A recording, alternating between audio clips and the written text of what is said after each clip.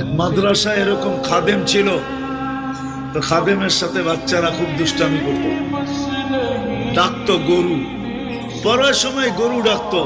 তো ও ছিল একটু সাদা সিধা, সহজ সরল, একটু হাবলা টাইপের, তো বেশি মাথায় নিত না।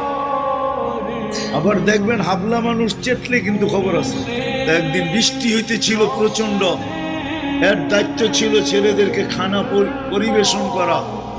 তো খানার সময় গেছে, খানা নিয়ে আসে না, তো ছেলেরা চিৎকার দিতেছে গরু কই গেল।